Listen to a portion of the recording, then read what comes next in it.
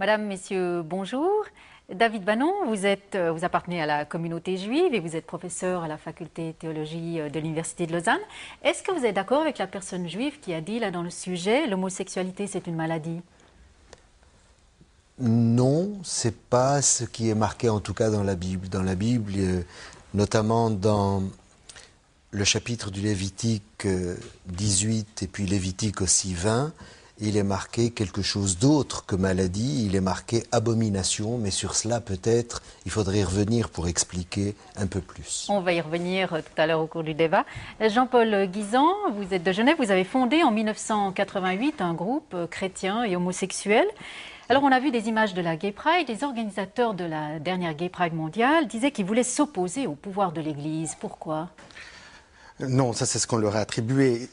C'est quand on a annoncé qu'on faisait cette Gay Pride à Rome que l'Église a voulu s'y opposer. Mais cette Gay Pride ne voulait pas s'opposer au pouvoir de l'Église, d'autant plus qu'il y a beaucoup de gays chrétiens, catholiques et protestants qui en font partie. Est-ce que vous pouvez nous rappeler rapidement quelle est l'origine de ces Gay Pride ? Oui, la Gay Pride, ça date de 1969.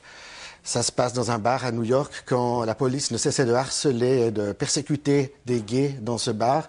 Tout d'un coup, ces gays se sont révoltés et ont commencé à se défendre. Il y a eu une grande bagarre, c'était inouï que des homosexuels puissent se bagarrer contre des policiers. Et suite à ça, ils ont décidé d'organiser un défilé tout à fait digne, qui n'a rien à voir avec ce qui est devenu la Gay Pride, un défilé tout à fait digne pour montrer la dignité, et on appelait ça la fierté. La Gay Pride, ça veut dire la fierté gay, par rapport à l'opprobre qui caractérisait l'homosexualité à l'époque. Isabelle Gressley, vous êtes théologienne, pasteur à Genève. On parle beaucoup de l'Église catholique par rapport à l'homosexualité, mais est-ce que toutes les églises protestantes sont très ouvertes dans ce domaine? Oh, non, il n'y a vraiment aucun consensus en la matière. Parlons simplement de la Suisse. C'est vrai qu'on pourrait imaginer que les églises plutôt du côté alémanique sont plus ouvertes que les églises en Romandie, mais je crois qu'à l'intérieur même de toutes les églises cantonales, il y a des différences de position vraiment très extrêmes. Là, on y reviendra aussi plus tard. Tariq Ramadan, vous êtes membre de la communauté musulmane et professeur dans un collège à Genève. Est-ce qu'il existe aussi des tensions à ce sujet au sein de la communauté musulmane ? En matière concernant les avis juridiques sur la question, il y a pratiquement un consensus parmi les docteurs de la loi musulmane. C'est la non-acceptation du fait, très majoritairement. Je n'ai pas aujourd'hui de nom à citer à l'intérieur de la communauté musulmane, que ce soit en Suisse ou sur le plan international, qui serait allé jusqu'au point d'une reconnaissance du fait.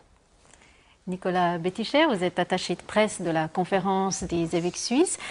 Est-ce qu'on peut penser que ces tensions entre religion et homosexualité proviennent des textes fondateurs des religions? Si on regarde par exemple la Bible, il semble à première vue que dans la Bible, on condamne fermement l'homosexualité. Alors oui, je crois que mon grand frère dans la foi l'a déjà dit au niveau vétérotestamentaire, Lévitique 18, c'est juste. Paul le dit aussi dans sa lettre aux Romains, chapitre 1. Il est évident qu'il y a là une observation qui doit être extrêmement fine parce que je crois que l'on a trop souvent mal interprété l'Écriture sainte. Et je crois que si je viens au Christ, je crois que le Christ n'a pas directement pris position sur la question qui nous occupe. Par contre, il a très clairement parlé du mariage. Et je crois qu'on doit parler de fait d'abord du mariage pour ensuite interpréter ce que le Christ pense de l'homosexualité. Mais aujourd'hui, on l'a vu avec le pape, l'Église catholique condamne clairement l'homosexualité. C'est un péché ou... Alors, il faut distinguer. Donc, il y a l'homophilie, l'homotropie et l'homosexualité. Les deux premières situations ne sont nullement condamnées. Ce sont des états de fait que l'Église accueille.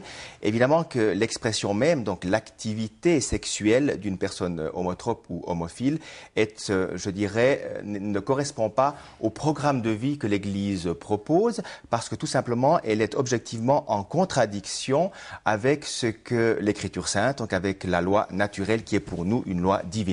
Mais est-ce que c'est un péché? C'est un péché parce que le péché, il faut être évidemment très clair dans ce que l'on veut dire quand on parle de péché. Le péché est une action qui me distancie de Dieu. C'est-à-dire que je me mets moi-même librement en conscience dans un état qui me distancie de Dieu et finalement de l'homme aussi, de l'humanité. Et je crois que là, dans ce cas-là, je parlerai de péché, oui. Isabelle Gressley, est-ce que vous êtes d'accord sur cette première interprétation des textes de la Bible? Non, pas du tout. En tous les cas, pour moi, la question, je reviendrai très brièvement sur la question du mariage. Je crois qu'il faut vraiment séparer les choses et je ne serai pas du tout comme mon collègue catholique à dire voyons ce que Jésus a pensé de l'homosexualité. Je crois qu'on n'en sait rien. Une première constatation que je voudrais faire, c'est que la Bible, la Bible hébraïque, je pense que David Bannon ne me contredira pas, comme le Nouveau Testament, ne parle très peu. Il y a très peu de mentions explicites concernant l'homosexualité. Donc pour moi, ce n'est pas une question majeure dans le corpus biblique. À partir de là, je crois qu'il faut aussi savoir qu'est-ce qu'on va faire des textes bibliques. Comment est-ce qu'on va les lire? Comment est-ce qu'on va les interpréter? Et je pense que beaucoup, en tous les cas dans le christianisme, revient à la façon dont on lit et on interprète. Est-ce qu'on va prendre les textes au pied de la lettre? Est-ce qu'on va les replacer dans leur contexte? Même en les prenant au pied de la lettre, il y a des questions de traduction qui ne sont pas évidentes. Et c'est sûr quand l'apôtre Paul parle d'un certain type d'homme et qui est soi-disant parfois traduit par des hommes qui aiment d'autres hommes ou qui couchent avec d'autres hommes, et puis d'un autre côté c'est traduit par des pédérastes, c'est évidemment pas du tout la même chose. Donc je pense qu'il y a déjà un effort de clarification à faire quant au texte et ensuite à les replacer dans leur contexte pour ne surtout pas les utiliser au profit d'une idéologie que l'on voudrait promouvoir. Par contre, David Bannon, pour la communauté juive, vous lisez les textes à la lettre? Non, j'ai traduit généralement, comme on trouve dans toutes les traductions de la Bible, j'ai traduit ce qui est dit de l'homosexualité dans le chapitre 18 du Lévitique et dans le chapitre 20. Et là, on parle d'abomination. Et là, on parle d'abomination. Encore faudrait-il peut-être placer cela dans le contexte général du rapport à la loi, parce que, vous le savez, la Bible n'a jamais valorisé la condition d'anachorète ou d'ascète. L'homme a été créé pour vivre et pour vivre en société avec ses pairs. Et deux gestes fondamentaux, dès le début en tout cas, on en parle dans la Bible, l'homme a deux gestes fondamentaux, se nourrir et procréer, se nourrir et se reproduire. Mais à la fois le rapport à la nourriture et à la fois le rapport à la sexualité sont régulés. Et c'est dans cette régulation, c'est-à-dire dans ce qu'on pourrait appeler la loi morale, dans ce rapport à la loi, qu'intervient la condamnation de l'homosexualité. Alors tout à l'heure, j'ai parlé d'abomination, c'est peut-être un mot qui est très fort, et c'est certainement le mot que vous trouverez dans toutes les traductions. Mais en hébreu, et ça je suis obligé de passer par là, puisque justement Isabelle parlait tout à l'heure de traduction, il est écrit au sujet de l'homosexualité « to'eva ». Et le Talmud, lui, interprète ce terme en le diffractant, en faisant deux mots, to'e-ba, c'est-à-dire que la personne se trompe de partenaire, c'est-à-dire qu'il y aurait là une contre-voie que l'homosexuel emprunterait. Et je crois que si on replace ça dans le cadre de la régulation et dans le cadre des lois et dans le cadre, dans le critère éthique, alors on comprend peut-être mieux la condamnation ou bien la transgression de cette loi par le couple homosexuel. On cite, quand on parle des textes, on cite aussi souvent la Genèse pour dire que c'est écrit dans la Genèse que c'est le couple hétérosexuel qui est le seul modèle reconnu par Dieu. Est-ce que ça c'est important pour vous ? Certainement, je reviens donc très volontiers sur ce qu'a dit ma collègue protestante. Il est évident que la forme du mariage, pour moi, est éminemment inscrite dans l'Écriture sainte, que ce soit dans les textes vétérotestamentaires ou dans le Nouveau Testament, puisqu'il s'agit d'un mode de vie que Dieu offre à son peuple choisi. À partir de là, ce mode de vie s'ouvre sur la procréation, donc une famille à 2 générations au moins. Et c'est le mode de vie qui revient systématiquement dans l'Écriture sainte, et toute autre forme est aussi condamnée ou critiquée ou rejetée. Alors c'est à partir de cette conception-là que j'essaye d'approcher la question qui nous occupe, et je me rends compte que de fait je ne trouve, comme vous l'avez très justement dit, aucun texte clair qui me dit clairement non à toute forme de vie entre personnes du même sexe. Cependant, je lis aussi que le Christ est extrêmement miséricordieux, respectueux. Donc je lis aussi là l'accueil de ces personnes-là, mais non pas une reconnaissance d'une sorte de nouveau mariage ou de mariage parallèle. Pour vous, Isabelle Gressley, est-ce que la Genèse veut dire la même chose? Est-ce qu'il n'y a que le couple hétérosexuel qui est le modèle reconnu?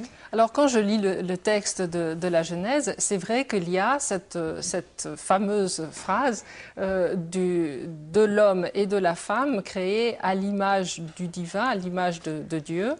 C'est vrai que la différenciation sexuelle, le fait qu'il y ait dans l'humanité et des hommes et des femmes, c'est quelque chose évidemment d'évident, d'incontournable. La question que je me pose, c'est pourquoi faire de cette évidence, de cette différence sexuelle qui est inscrite en chacun et en chacune de nous, une obligation pour obliger tout le monde à préférer quelqu'un de l'autre sexe. Le glissement me paraît un petit peu rapide et c'est pour ça que je ne peux pas évidemment me baser sur le texte de la Genèse. Mais ça, c'est votre interprétation. Au sein des églises protestantes, il y a beaucoup d'interprétations différentes. Certaines personnes lisent comme les textes aussi à la lettre et condamnent, dans certaines églises évangéliques, condamnent quand même fermement. Certains vont même jusqu'à dire, sur le plan, pas seulement bien sûr éthique, mais aussi sur le plan théologique de la théologie fondamentale, vont même jusqu'à dire que, en fait, seul le couple hétérosexuel est la seule façon, toujours d'après cette création et de l'homme et de la femme, est la seule façon de comprendre ou d'incarner la relation entre Dieu et entre l'humain. Là aussi, je trouve que ça va très loin, puisque d'une part, c'est un petit peu mettre beaucoup sur les épaules de l'humain, de l'homme ou de la femme, et de l'investir comme ça d'une espèce d'altérité. Qui sommes-nous pour parler de l'altérité de Dieu? Alors Jean-Paul Guisan, j'aimerais bien entendre votre réaction quand vous entendez toutes ces différentes interprétations des textes. Oui, alors j'aurais évidemment de nombreuses réactions.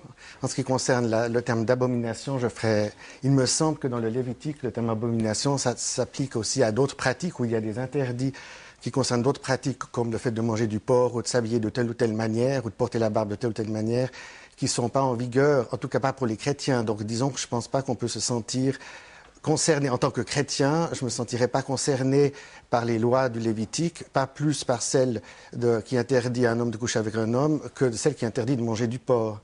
Je sais que ce livre, pour moi, a été écrit pour le peuple d'Israël pour qu'il puisse se démarquer des peuples alentours qui étaient idolâtres et que ce sont toute une sorte de série de lois, de rituels, de prescriptions cultuelles pour se démarquer des pratiques alentours. Maintenant, il faut aussi, alors pour moi, c'est loin de mettre en question le mariage, et je ne comprends pas cette réponse catholique qui nous, parce que les personnes homosexuelles qui ont de l'affection et qui vont vivre ensemble ne vont pas chercher à démolir le mariage. Si ces gens se mariaient, ils feraient une grave erreur, au contraire. Donc est-ce qu'il y a vraiment que le mariage ou rien? Moi, je pense que c'est destructeur de la personnalité, de l'affectivité, de l'identité de quelqu'un, de lui ordonner, comme le fait l'Église catholique, c'est ou le mariage ou l'abstinence, et rien d'autre. Et pas d'amitié, pas d'affection, pas de tendresse en dehors de ça. Alors c'est lié à une conception particulière de la vie et de l'homme et de la femme. Et je suis d'accord avec Isabelle Gressley pour dire qu'on a érigé en très haut cette notion de l'homme et de la femme comme altérité. Moi, je ne la remets pas en question, cette altérité fondamentale. Mais pour vous, il y a un autre modèle possible. Oui, et puis il y a d'autres manières de décrire la relation entre l'homme et Dieu. L'homme et la femme, c'est une manière de décrire l'altérité qu'il y a entre l'homme et Dieu, donc pour dire que Dieu est tout autre par rapport à l'humanité, mais Dieu se présente de différentes manières tout au long de la Bible, comme l'amant, comme le berger, comme le père, et c'est d'autres formes d'altérité. Alors peut-être d'abord, avant de passer à la communauté musulmane, une petite réaction, je crois que vous aviez David Bannon par rapport à l'interprétation du Oui, je voudrais, moi, juste revenir sur cette question de règles et de lois. J'ai l'impression qu'on va trop vite. La vie sexuelle n'est pas moralement neutre. Sinon, au nom de quoi on condamnerait, par exemple, le viol, on condamnerait la pédophilie, on condamnerait la zoophilie, on condamnerait... Il y a des interdits, et je crois que c'est par rapport à ces interdits qu'il faudrait essayer de voir cette question. Et à mon sens, je crois que le rapport à la loi est ce qui caractérise l'humain.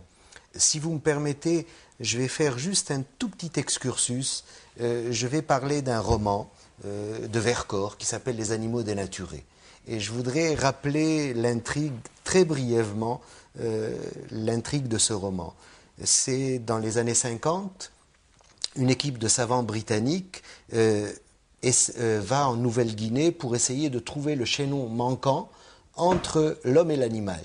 Et en arrivant, au lieu de trouver un fossile, ils découvrent une colonie bien vivante, une colonie que Vercors appelle les tropies, une colonie de singes. Et ces singes vivent dans des cavernes, comme les troglodytes, et entre autres, ils enterrent leurs morts, et il semblerait même qu'ils avaient un embryon de langage. Et alors, comment les situer entre l'homme et l'animal? Sur cela, il y a un homme d'affaires peu scrupuleux qui essaye de les domestiquer pour en faire des esclaves. Et alors, il y a un très très grand procès en Angleterre. Et bien sûr, ce procès passionne l'Angleterre et puis fait la une de toutes les médias.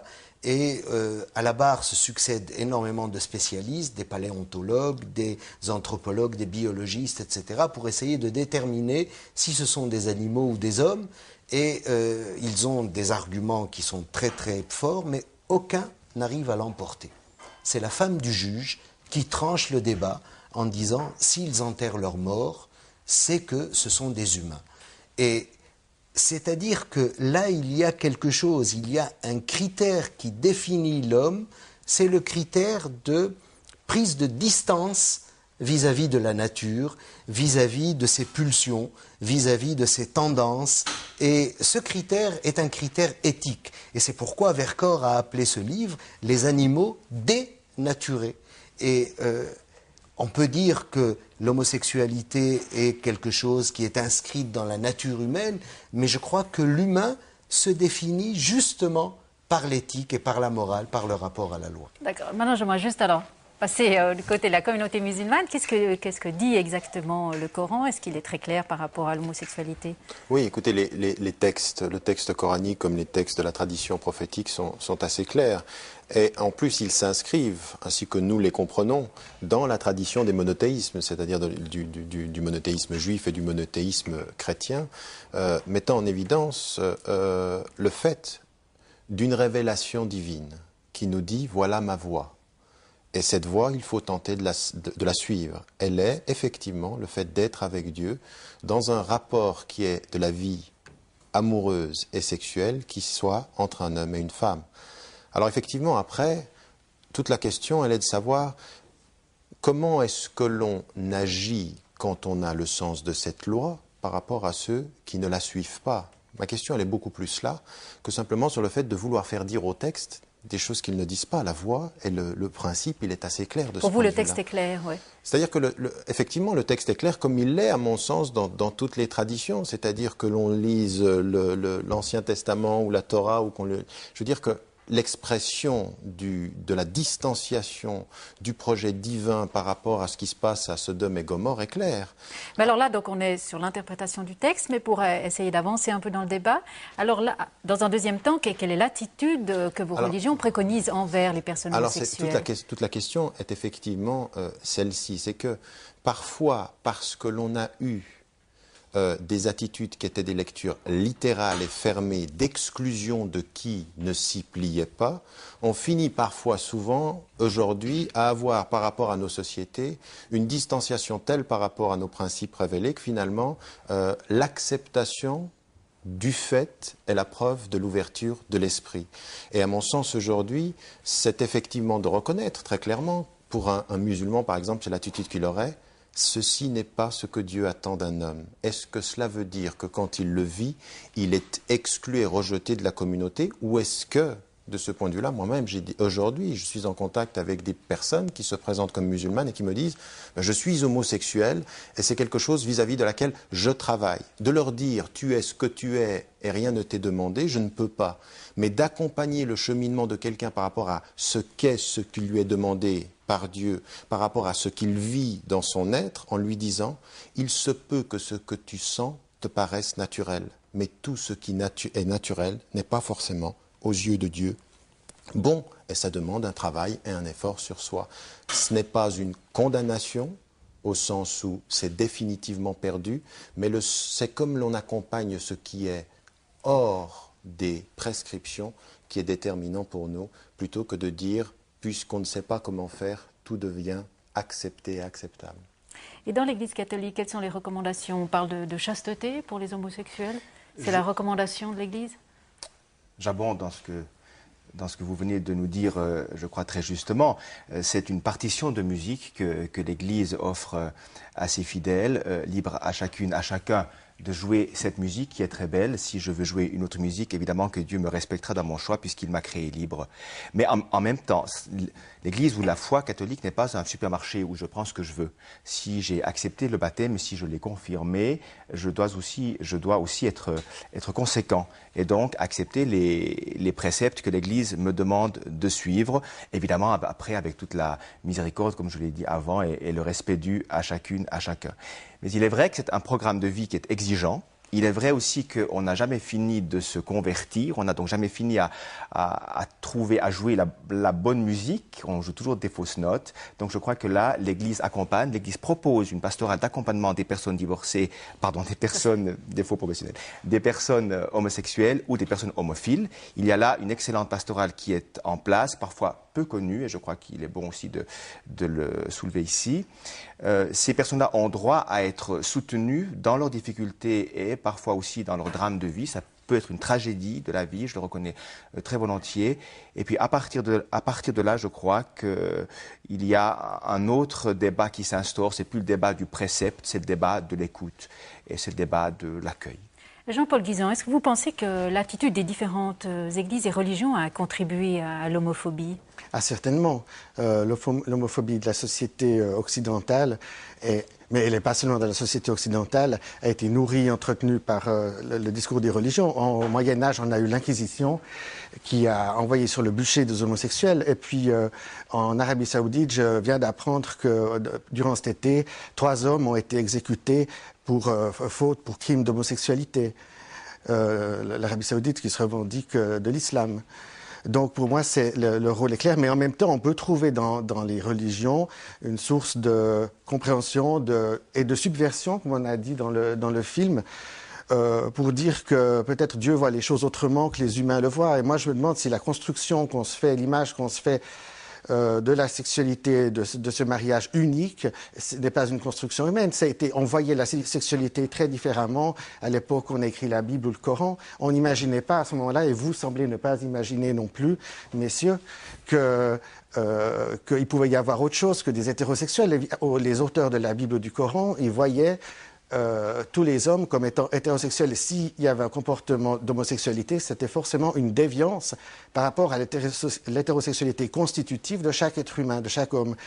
Et maintenant, depuis un siècle, en tout cas, avec les progrès et de la médecine et surtout de la psychologie, on s'est rendu compte que l'homosexualité était une disposition, ça dépend d'un individu à l'autre, mais chez environ 4% de la population, l'homosexualité est une prédisposition fixe et c'est donc totalement inhumain. Moi, je trouve vos discours sont inhumains quand vous demandez à quelqu'un de renoncer à aimer, tout simplement, vous demandez à quelqu'un de renoncer à aimer, à vivre une relation avec un autre, à s'épanouir dans la tendresse, parce que dans le sexe, il n'y a peut-être pas seulement la sexualité la plus brutale comme on l'imagine, mais il y a aussi simplement la tendresse, la proximité, dormir ensemble dans un lit, vivre ensemble. Et tout ça, vous voulez l'interdire au nom de Dieu, qui est amour à 4% de l'humanité.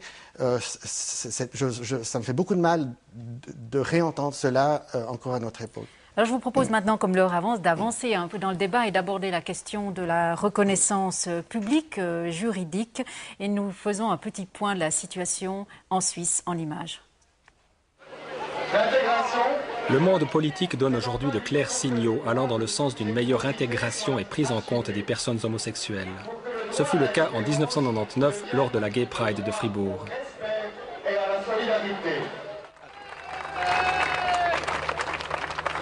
Je crois que le message de Ruth Dreyfus est un message qui montre que la communauté gay et lesbienne de Suisse veut s'intégrer à la société et non pas entrer en lutte ou en confrontation avec elle.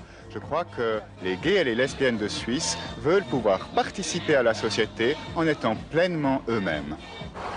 En septembre 1999, le Conseil national avait accepté de donner suite à une initiative parlementaire déposée par Jean-Michel Gros en faveur de l'enregistrement d'un partenariat homosexuel.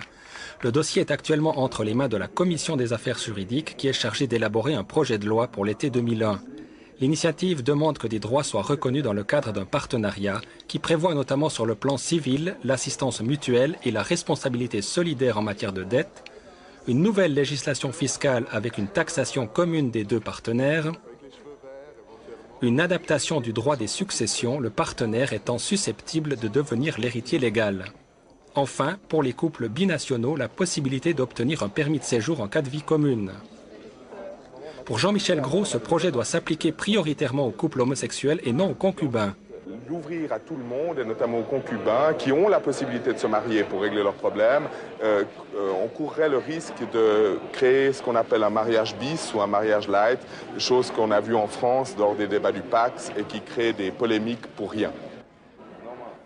Alors Jean-Paul Guisan, on a vu ces propositions de loi qui sont maintenant en discussion. Quelle est alors la principale revendication des associations des homosexuels? C'est un partenariat? Oui, c'est exactement ça, c'est un partenariat, c'est-à-dire une revendication pragmatique qui ne demande pas spécialement de mariage, mais des droits qui correspondent à l'héritage, à la visite si on est malade, et surtout si on a un partenaire étranger, qu'on puisse habiter avec lui, parce que trop de gens ne peuvent pas habiter ensemble parce que leur partenaire est étranger. Donc c'est l'équivalent de ce qu'on trouve dans le mariage, mais sans ce qui touche les enfants. C'est ce qui est appliqué en Suède, en Scandinavie. En Scandinavie, d'accord. Alors fin 1999, le Conseil fédéral a lancé une consultation sur ces différentes propositions concernant la situation juridique des couples homosexuels. Alors qu'ont répondu les églises, la Fédération protestante des...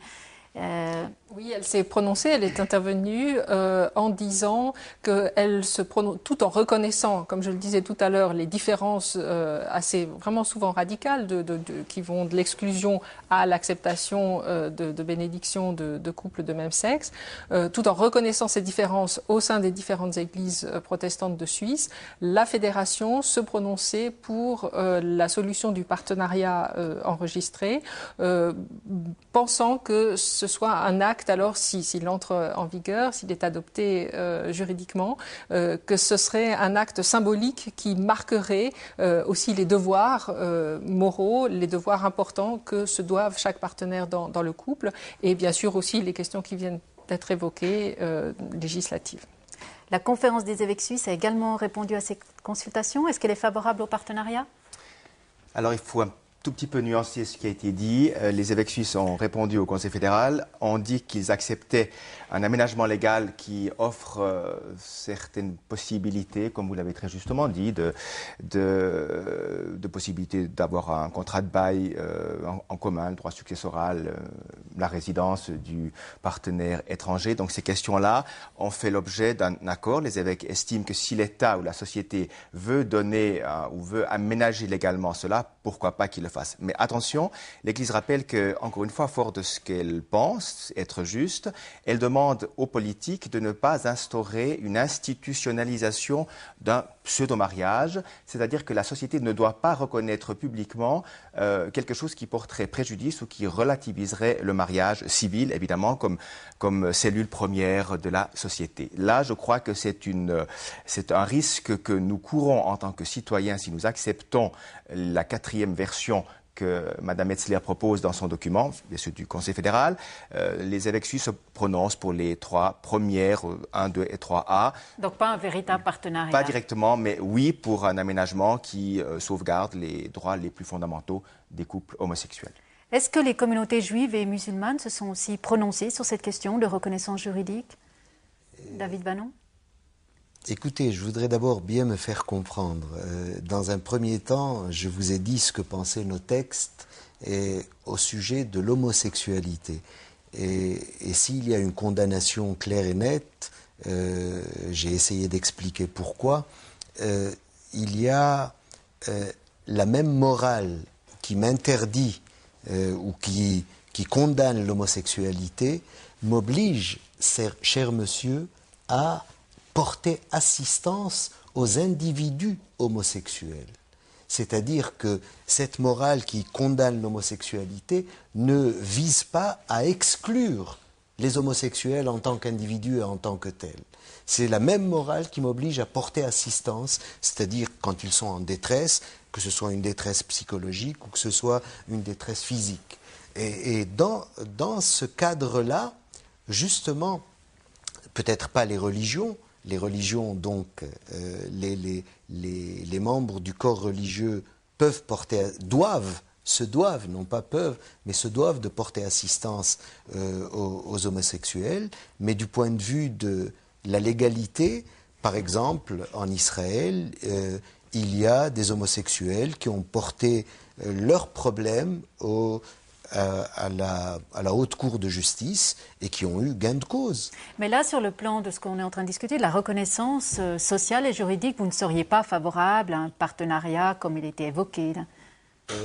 Non, pas à un partenariat comme il a été évoqué, parce que, à moins que ce ne soit pas un mariage, à moins que ce soit autre chose qu'un mariage, parce que le mariage, du point de vue juif, c'est une sanctification. Et le mariage suppose, ou présuppose en tout cas, une procréation, une famille avec des descendants. Et Tariq Ramadan, vous-même, vous seriez favorable à un tel partenariat ou ça vous semble inconcevable ? Dans un premier temps, je pense que les communautés musulmanes en Suisse ne se sont pas prononcées sur la question. Il n'y a pas de réponse officielle par rapport à ça. C'est plutôt, finalement, une attitude de spectateur de la réalité d'une société qui essaye de trouver les voies d'une régulation de ce qui déjà est dans les acceptations des attitudes des uns et des autres. Donc, dans ce cadre-là, on peut difficilement aller à l'encontre de réflexions qui seraient de rendre justice à des citoyens dans l'État qui est reconnu par la législation générale. Mais ce n'est pas à confondre avec une reconnaissance par le fait religieux d'une réalité sociale. C'est bien cela qu'il faut. Je veux dire qu'il y a une différence entre le fait de dire bien, c'est une société qui régule des comportements et qui fait au mieux pour que des partenaires ne soient pas injustement traités devant la loi, à partir du moment où la loi le reconnaît. Mais ça ne veut pas dire qu'il y a acceptation par le religieux de la réalité de ce vivre ensemble. Cela, je crois que c'est aussi important. Toute la question aujourd'hui, à mon sens, elle ne se résoudra pas dans le dialogue que l'on a. Je veux dire, ça peut être attristant pour vous, la position qu'on peut avoir, mais elle ne se traduit pas dans une seule discussion sur la limite ou pas. Parce que quand vous dites, par exemple, vous avez une certaine lecture de vos textes, oui, c'est vrai, une certaine lecture des textes. Maintenant, ce qui est le plus intéressant dans le vivre ensemble que l'on aura, c'est à partir de la lecture que j'ai des textes et du vécu que vous avez de votre affectivité, c'est comment est-ce que l'on peut faire pour accompagner à un meilleur vivre ensemble et même, de mon point de vue, aller vers quelque chose qui est plus proche de ce que je crois et vous plus proche de ce que vous sentez, pour qu'on puisse ne pas s'exclure, vous en pensant que j'ai une lecture arriérée, moi en pensant que vous avez un comportement de malade. Si je vous comprends bien, alors Nicolas Betticher, pour vous, un partenariat entre personnes de même sexe, c'est vraiment une menace pour la famille et pour le mariage traditionnel ? Tout dépend évidemment de la publicité que l'on veut donner à cette démarche. Si l'État décide, ou les politiques, ou nous finalement, parce que ce sera le peuple suisse qui devra se prononcer sur cela, s'il y a un référendum. Donc il est évident que là, nous nous engageons. Et nous nous engageons, en tant que citoyen, je m'engagerai à dire est-ce que je suis d'accord que la société légitime reconnaisse publiquement quelque chose qui est nouveau, qui n'a jamais existé et qui permet à des gens d'être reconnus par l'État et donc d'avoir des droits et des devoirs aussi. Mais en quoi c'est une menace ? Parce que si vous introduisez un nouveau, entre guillemets, mariage civil, ce serait une sorte de partenariat civil qui, pour bon nombre de citoyens, serait considéré comme, à quelque part, un deuxième mariage. Automatiquement, vous n'avez plus l'unicité du mariage civil tel que nous le connaissons aujourd'hui. Ça, je crois que c'est une évidence que l'on ne peut nier. Alors moi, j'aimerais rassurer M. Betticher parce que cela se pratique depuis presque 10 ans maintenant en Scandinavie. Et ça a même été reconnu par les églises luthériennes, que ce soit du Danemark ou de Suède. Et la cote du mariage classique, normal, hétéro, n'a pas du tout baissé à cause de l'introduction de ce partenariat qui est déjà bien différent. Et je veux dire, c'est pas des gens qui se seraient mariés autrement. Donc je veux dire, je comprends pas comment Mathématiquement, ça ne va pas diminuer d'un poil le nombre de mariages, et ça ne diminue pas, ça ne peut rien enlever à la spécificité et à toute la valeur du mariage qui est bien différent. Je ne crois pas que c'est une question de nombre, c'est plutôt une question d'approche et de la conception du mariage. Le mariage, et je crois pouvoir le dire avec d'autres, je pense ici, notre conception du mariage civil est largement menacée par le fait que bientôt 50% divorcent. Donc il y a déjà là une réalité dont on doit tenir compte. Donc il y a déjà... Là, il y a d'autres raisons. Il y a d'autres raisons, absolument, bien sûr. Mais je veux simplement dire par là que le mariage en tant que tel est déjà menacé sur le plan civil. Donc, si on introduit encore une autre réalité matrimoniale ou pseudo-matrimoniale, comprenez-moi bien, il y a encore une autre menace qui vient encore s'ajouter à cela, et je crois que nous avons, d'une manière générale, à militer pour une véritable conception, je dirais, entre guillemets, naturelle du mariage, pour de fait sauvegarder l'intégrité de la société. Vous êtes d'accord, Isabelle Gressley? Oui, enfin, non, je ne suis pas d'accord, mais je faisais oui en entendant le mot naturel. Alors revient cette fameuse théologie naturelle chère au catholicisme. Pour moi, la question même du terme de menace est un petit peu saugrenue. Je ne vois pas ce qu'il y a de menaçant. Pour moi, pourquoi ne pas envisager de parler d'évolution? Quand on parle tellement du mariage, de la famille traditionnelle, on a l'impression d'être porté par, en tous les cas, 20 siècles de christianisme. Or, je crois que n'importe quel historien aujourd'hui nous dirait, ce qui se passe en Europe occidentale depuis pas mal de siècles, que et la famille et le couple ont énormément évolué au cours de l'histoire. Là encore, je reste au sein du christianisme. Les fameuses familles recomposées dont on se gausse tant aujourd'hui, c'était déjà quelque chose qu'on connaissait au Moyen-Âge ou à la Renaissance, puisque les gens mouraient quand même assez jeunes et certains vivaient plus longtemps, se remariaient, avaient d'autres enfants d'un premier, d'un deuxième ou d'un troisième lit. Donc je crois qu'il faut quand même avoir une vision un petit peu différente. C'est pas la famille et le mariage. C'est vrai que ne sont pas des bastions qui seraient menacés. C'est vrai aussi que je parle depuis ma tradition et dans la tradition protestante, le mariage n'est pas un sacrement. C'est une forme de vie importante qui peut être reconnue, portée aussi par une cérémonie religieuse, mais c'est en tous les cas pas investi et légitimé et légitimant après de la même façon que par exemple dans le catholicisme. Alors on va faire maintenant un pas de plus pour justement arriver à cette question de la reconnaissance sur le plan religieux. Alors je vous propose un retour en images sur un événement qui a eu un grand retentissement à Berne. En 1995, un couple homosexuel recevait pour la première fois de manière officielle une reconnaissance religieuse puisqu'une cérémonie de bénédiction avait eu lieu dans une paroisse protestante de la ville de Berne. Le pasteur Klaus Bäumlin en fut l'artisan. Il travaille dans la paroisse de la Nidec, traditionnellement engagée aux côtés des exclus, homosexuels, toxicomanes ou requérants d'asile. Et pendant 20 ans, il a occupé le poste de rédacteur en chef du journal de l'Église réformée de Berne.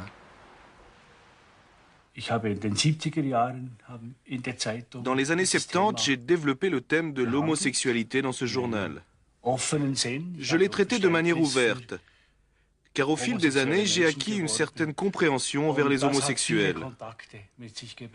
Cela m'a amené de nombreux contacts avec les homosexuels, bien sûr, mais particulièrement avec leurs parents.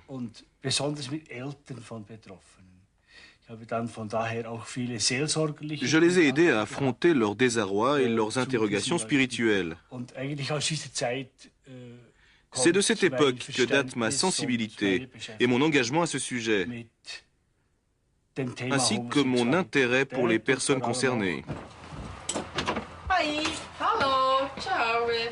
Nous avons les mêmes sentiments que les hétérosexuels parce que nous sommes vécus dans la même tradition comme les hétérosexuels. Nous sommes vécus dans notre église, notre commune. L'argument du trop petit nombre de demandes de cérémonies de bénédiction pour couples homosexuels ne convainc pas tout le monde. Il faut être très courageuse pour demander. Et aujourd'hui, ce n'est pas encore si simple de vivre homosexuel, pas à cause des sentiments qu'on a, mais à cause des réactions qu'on voit. Moi, j'ai reçu des téléphones anonymes, j'ai reçu des menaces de mort.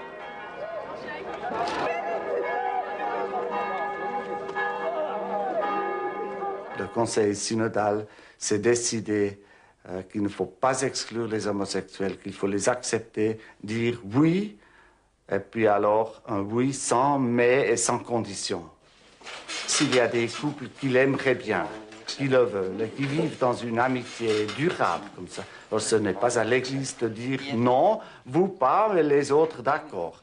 Cela veut dire exclure les homosexuels de leur dire non quand ils demandent cette célébration. Isabelle Gressier, vous êtes d'accord avec le président du Conseil synodal d'Église réformée de Berne? Il ne faut pas refuser une célébration qui serait demandée par un couple homosexuel? Théologiquement, et avec la conception que j'ai de l'Église aujourd'hui, je ne vois pas ce qui pourrait m'empêcher de refuser une demande de bénédiction. Ayant dit ceci, d'une part, je ne peux pas le faire actuellement, puisque l'Église protestante de Genève, de laquelle je suis pasteur, ne reconnaît pas ces bénédictions, donc je ne vais pas enfreindre les lois et les réglementations de mon Église. La question en amont que je voudrais quand même, ou c'est pas une question, c'est un fait que je voudrais quand même rappeler aussi au moment de ce débat, c'est de dire les personnes homosexuelles font partie de l'Église. Elles sont là, elles sont partie intégrante, chrétiens, chrétiennes, de quelque dénomination que soit ce christianisme. Et c'est vrai que c'est bien peut-être de parler de reconnaissance, mais je pense qu'il faudrait d'abord reconnaître en amont quelles sont là ces personnes. Et alors, qu'est-ce qu'on va faire? Alors, effectivement, reconnaître oui, rejeter pourquoi.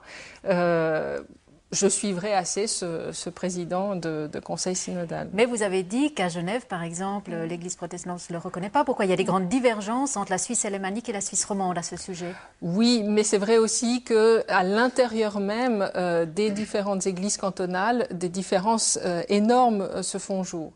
Quand il y a eu des débats, que ce soit à Genève, à Berne, Zurich, Fribourg, c'est vrai que les débats ont été souvent passionnés, surtout centré sur les questions qui ont été évoquées aujourd'hui, donc l'interprétation des textes bibliques, mais en même temps, il faut constater qu'à des fortes majorités, les synodes ont plutôt pris position pour l'acceptation de bénédictions dans plusieurs, 6 ou 7 églises cantonales maintenant, souvent très, très importantes, avec quand même un petit bémol précisant que cela ne doit surtout pas ressembler à un mariage hétérosexuel.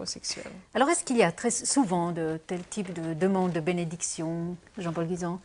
Je dois dire, en Suisse romande, je n'ai pas tellement l'impression. Ça, peut-être, il y a 2 ou 3 téléphones par année qui m'arrivent de personnes qui me demandent si ça existe ou elles pourraient se faire avoir une bénédiction.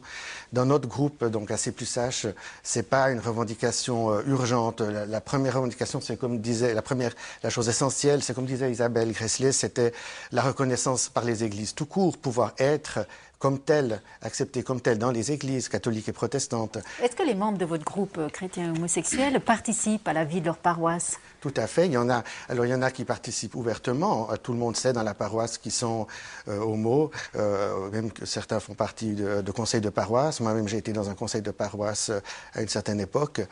Les autres personnes le savaient? Oui, je l'avais dit. Au bout d'un certain temps, je l'avais dit. Et ça n'avait pas changé l'acceptation. Il y en a un qui était même élu dans un conseil de paroisse alors que ça avait été annoncé qu'il était membre de notre groupe. Et puis il y en a maintenant d'autres qui, justement, qui n'en sont pas à ce point et qui sont aussi dans un conseil de paroisse ou actifs dans une œuvre religieuse et qui n'osent pas dire et qui ont toujours peur qu'on apprenne qu'ils sont homo, même si ça fait des années qu'ils vivent avec un compagnon de façon très régulière, qui sont des serviteurs exemplaires de leur communauté. Alors, ce point-là est beaucoup plus important pour nous, sans parler du point qu'on a dit avant, c'est-à-dire juridique, la reconnaissance concrète. Il y a des raisons pragmatiques liées à la succession, liées à un partenaire étranger. Ça, on en a parlé tout à l'heure. Est-ce que la bénédiction de couples homosexuels pourrait être envisagée au sein de l'Église catholique? Alors, si chez nos amis réformés, il y a plusieurs positions, il n'y a qu'une seule position au sein de l'Église catholique, il n'y a qu'un seul magistère, il n'y a qu'une seule parole, une seule réponse à cette question parce qu'elle n'est pas de nous. Cette réponse nous a été donnée par qui? Par le Christ. Le Christ a institué le mariage. on lit Matthieu, que l'homme ne sépare pas ce que Dieu a uni, l'altérité féconde d'un homme et d'une femme qui s'ouvre à la procréation. Je crois que cela a été confirmé par le Christ et la tradition ecclésiale veut qu'il s'agit là d'un sacrement, donc de l'expression de quelque chose que Dieu a voulu, en même temps un état de grâce, donc ce n'est pas simplement un contrat comme dans d'autres conceptions, c'est un contrat qui devient un sacrement à cause de l'intervention du Christ. Donc à partir de là, évidemment qu'il ne peut pas y avoir d'autres formes matrimoniales puisqu'il n'y a qu'une seule forme qui nous a été donnée et qui nous a été confiée. Juste une précision, dans la conception protestante, il ne s'agit pas d'un contrat, ça c'est à mon avis quelque chose de très juridique. Ce qui est important dans la conception protestante de la bénédiction, c'est que c'est quelque chose qui nous vient de Dieu et qui nous dit la sollicitude et la bienveillance de Dieu à l'égard des hommes et des femmes qui demandent cette bénédiction, que ce soit pour un mariage, que ce soit pour telle ou telle situation particulière de la vie, et je ne crois pas qu'on puisse ensuite se servir d'une bénédiction pour légitimer ou pour juger. C'est pas un mariage. Alors, entièrement d'accord, parce que de fait, quand je disais contrat, c'est parce que c'est le mariage civil qui, pour vous, est le constitutif du mariage. Donc, c'est pour ça que je parlais de contrat. Je reviens encore juste en une phrase. Chez nous, il est évident que ça ne veut pas dire parce qu'il n'y a pas de mariage sacramentel possible pour des personnes homosexuelles qu'il n'y ait pas pour eux par contre, un encadrement pastoral qui peut leur être offert. Ce ne sera pas une bénédiction, parce que là, il y a une reconnaissance ecclésiale, mais il peut y avoir une prière commune, il peut y avoir une réception dans l'Église d'une forme particulière, d'une forme privée, mais tout aussi importante. Donc le souci existe quand même d'accompagner ces personnes. Bien sûr. Et dans la communauté juive, est-ce que vous avez eu des cas de demande de bénédiction de personnes de même sexe? Il ne peut pas y avoir des cas de demande, en tout cas à ma connaissance, pas ici en Suisse ou bien en France, parce que, je vous le disais tout à l'heure, le mariage est une sanctification. Et donc, il se heurterait à un refus. En revanche, aux États-Unis, j'ai lu dernièrement que le mouvement libéral, il y avait un débat au sein de ce mouvement libéral, et même le mouvement libéral qui se veut en tout cas à la pointe du progrès, lui a donné un jugement de Salomon, c'est-à-dire que il n'oblige pas ses rabbins à donner une bénédiction. C'est un peu aussi une cérémonie avec une bénédiction du rabbin. Le mot mariage a été occulté. Mais il y a une bénédiction qui est possible. Il y a une bénédiction qui est possible, mais elle dépend du rabbin. Le rabbin peut refuser de la donner, même s'il est rabbin libéral. Dans le mouvement conservateur ou dans le mouvement orthodoxe, il n'est pas question, en tout cas, de bénir cette union de quelque manière que ce soit. Et dans la communauté musulmane? Oui, je crois que assez clairement, ça va un peu dans le même sens. C'est-à-dire que l'idée de pouvoir, même si dans la tradition musulmane, le mariage est un contrat et non pas un sacrement non plus, l'idée de pouvoir aller dans ce sens-là n'est pas envisagée. Vous savez, la question qui se pose par rapport à cela, j'aimerais quand même le dire, parce que l'impression par rapport à ce que vous disiez tout à l'heure, c'est finalement on est en face d'une vraie question. Est-ce que c'est l'évolution d'une société qui nous dit comment lire nos textes, ou est-ce que ce sont nos textes qui nous disent quelle perception on a de la société? Et vous savez, quand j'étais en Afrique, là, pendant tout cet été, j'étais beaucoup avec des communautés de base chrétiennes, ils sont tout à fait interpellés par la lecture que font les chrétiens en Occident de leurs propres textes, en disant finalement, c'est pas les textes qu'ils lisent, c'est par leur environnement qu'ils revoient leurs textes. C'est-à-dire qu'il y a l'idée comme ceci que on est tellement devenu habitué à un certain type de comportement qu'on se demande finalement jusqu'à comment est-ce qu'on fait pour garder les gens dans l'environnement de notre tradition religieuse. Mais est-ce que les textes, il ne faut quand même pas les lire et les comprendre dans le contexte historique dans lequel ils ont été écrits? Alors attendez, juste une petite question par rapport à ça. Tout à fait, je pense qu'il faut. Mais est-ce que le contexte historique ou ce que l'on voit comme habitude de vie des gens peuvent faire dire au texte et peuvent pousser l'interprétation au point qu'on puisse remettre en cause le sens d'un texte? Toute la question, elle est là. Jusqu'à où va-t-on? Dans les traditions religieuses, je pense qu'aujourd'hui, plutôt que de simplement, et ça ce serait ma position, de se dire une société évolue, accompagnons-la dans l'évolution en essayant de reconnaître tout le monde, c'est de garder des principes qui sont des principes qui peuvent donner un sens à une société sans vouloir par là rejeter tous ceux qui, par rapport à ces principes, sont à l'extérieur des principes. Toute la question, elle est là. Est-ce que je sais rester convaincu que Dieu me demande une chose sans rejeter ceux qui en font autre chose? Est-ce que pour montrer que je suis moderne et avec eux, je dois faire dire à mes textes et à mes références des choses qu'elles me disent pas. Alors bon, là, il y a beaucoup de réactions autour de la table. Isabelle Gressler, la question du principe, c'est vrai que pour moi, la question, c'est quand même de savoir ce qui est important. Pour moi, et je crois que beaucoup d'exégètes du Nouveau Testament, je reste encore une fois dans ma tradition chrétienne, seraient d'accord avec moi pour dire que ne serait-ce que les 4 évangiles sont des écrits de compromis.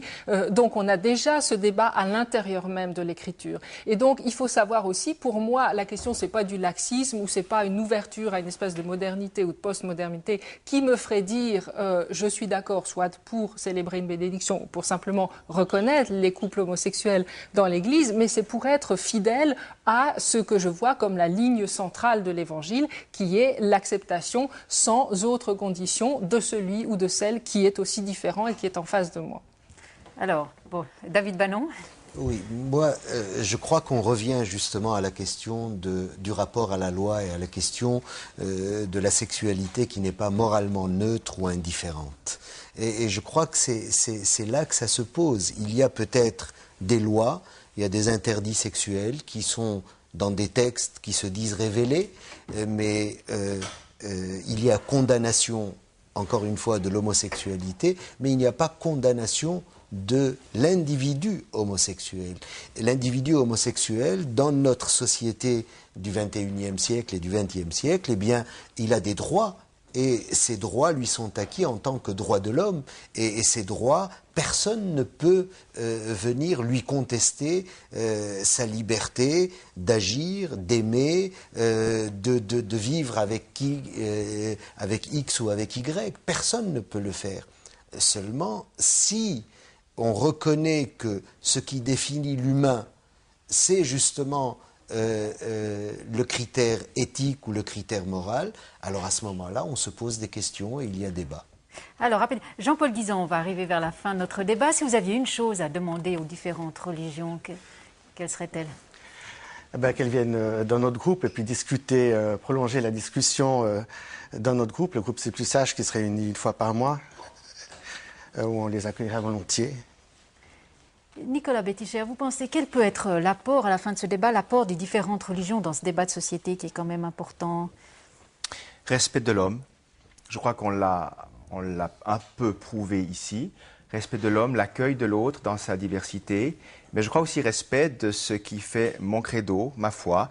Et je crois qu'il y a une certaine vérité qui est la mienne, que j'ai reçue, que j'ai envie de défendre. Isabelle Gressler, qu'est-ce que vous pensez qu'il faudrait défendre? Il faut défendre l'idée que je trouve dans la Bible d'un Dieu qui accepte l'humain tel qu'il est, qui lui prescrit des exigences éthiques très fortes, mais qui surtout a envie de le voir advenir à quelque chose d'important, la dignité humaine. Et je rêverais d'une Église qui reconnaisse cela pour chacun et chacune, quelle que soit sa préférence sexuelle, comme un des critères qui fait la différence, qui me fait différente ou de vous ou de chacun ou chacune sur ce plateau, mais pas comme une différence dernière, ultime, prépondérante pour juger de l'autre. On a parlé là de la reconnaissance de couple homosexuel. Peut-être juste un mot, est-ce qu'on peut être pasteur et homosexuel en Suisse? Je ne sais pas. Je pense que ça doit être difficile parce que le regard des autres peut être encore très lourd. Et ce que j'entends, pas des ministres, mais en tous les cas de mes amis homosexuels, c'est encore cette lourdeur et cette difficulté qui souvent les empêche de vivre bien. Tariq Ramadan, vous êtes enseignant aussi dans un collège avec des adolescents. Vous pensez que c'est une question qu'il faudrait évoquer à l'école, ça aiderait à la compréhension? Je crois que c'est une des revendications d'associations d'homosexuels. Oui, non seulement je pense que ce sont des discussions qu'il faut avoir, et elles ont lieu. Moi, dans mon cours de philosophie, j'ai eu des élèves qui parfois ont fait des dossiers sur cette question-là, l'approchant de façon philosophique, posant la question fondamentale de la société par rapport à la différence que vous avez mis en évidence. Je pense qu'il faut aborder ces questions. Et plus généralement, je dirais, par rapport à la question que vous avez posée tout à l'heure sur quel est notre rapport en tant que les religions peuvent amener dans le débat, je dirais une chose qui me paraît très importante. Dans la relation avec le transcendant, avec le divin, ce qui est l'exigence, à mon sens, de quelqu'un qui porte foi en Dieu, c'est d'admettre et d'aller jusqu'au bout de toutes les questions qui se posent à nous dans un vrai débat de conviction, mais dans une conviction qui reste ouverte. C'est-à-dire que ces questions-là sont très sensibles. Alors, plutôt que de diluer le débat dans des semblants d'ouverture possibles où on pose la question de savoir si vous respectez des principes ou vous les annoncez, vous êtes fermé, ou si vous traduisez une conviction, vous êtes fermé, je pense qu'aujourd'hui, notre apport en tant qu'être de foi, c'est d'apporter à la table toutes les questions sensibles en mettant en évidence qu'on peut être convaincu et rester ouvert dans le respect qu'on a les uns des autres. Et je pense que c'est ça la vraie spiritualité. Elle est convaincue, mais elle reste dialogante. Je crois qu'on a vu au bout d'une heure de débat que les points de vue étaient très divergents, mais il y avait quand même un point de vue commun de respect de l'homme et de la femme dans ces différentes convictions. On voit que le débat pourrait encore continuer longtemps. Malheureusement, on arrive au bout de notre temps de parole. Madame, Messieurs, je vous remercie de votre participation.